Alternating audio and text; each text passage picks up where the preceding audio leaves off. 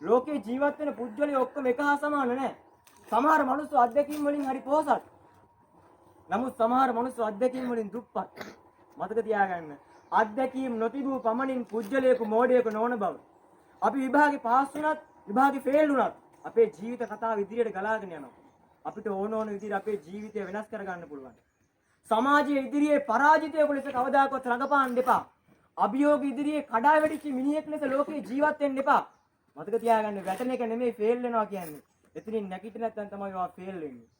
අනාගතය ගැන වෙනස් විදියක හිතන්න. Taman උත්සාහයෙන් නැගිටින්න. අනාගතය පිළිබඳ Tamanට සොඳුරු හීනයක් හිත තුළ ඇති කරගන්න. මේ ලෝකෙ ඉපදුණු දවසින් දවසක මැරලා යනකන් අපේ ජීවිතේ දෙන්නේ අභියෝග සහ කඩේම් විතරයි. අපි දක්ෂ වෙන්න ඕනේ නෙව්වට බයේ පැන නොයා විසඳුම් හොයන්න. කොහොමද විසඳුම් හොයන්නේ? ඉස්සල්ලා Tamanට පුළුවන් බව විශ්වාස කරන්න. හිත ඇතුළේ ඉන්න ජයග්‍රාහකයව අවදි කරලා ගන්න. හිත ඇතුළේ ඉන්න ජයග්‍රාහකයට තනක් දෙන්න. අම්මගේ තරුණකම නාල ඔයා ওই මට්ටම දුස්මාත් කළේ. තාත්තා ජීවිතේ කරන්න පුළුවන් උපරිම කැපකිරීම කරලා ඔයා ওই මට්ටම දුස්මාත් කළේ. සමාජයේ නිකමෙක් වෙනවා දකින්න නෙමෙයි. උපන්න පොළවට දවසක නායකාරයෙක් විදිහට මැරලා යනවා දකින්න නෙමෙයි. මතක තියාගන්න.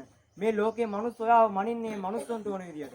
හැබැයි ඔයා ජීවත් වෙන්න නොආට ඕන විදියට. අනාගත ලෝකේ වාගේ ඒ ලෝකය වෙනස් කරනවද නැද්ද කියලා තීරණය කරන්න ඕන ඔයා. දවසක මේ ලෝකය වෙනස් කරේ වෙනස් කරන්නේ අපි වගේ මිනිස්සු. අභියෝග ඉදිරියේ අසරණ වෙච්ච මිනිස්සෙක් ඉදිරියේ ලෝකේ ජීවත් වෙන්න එපා. මොකද අපි ජීවත් වෙන්නේ එටක් නැති අදක.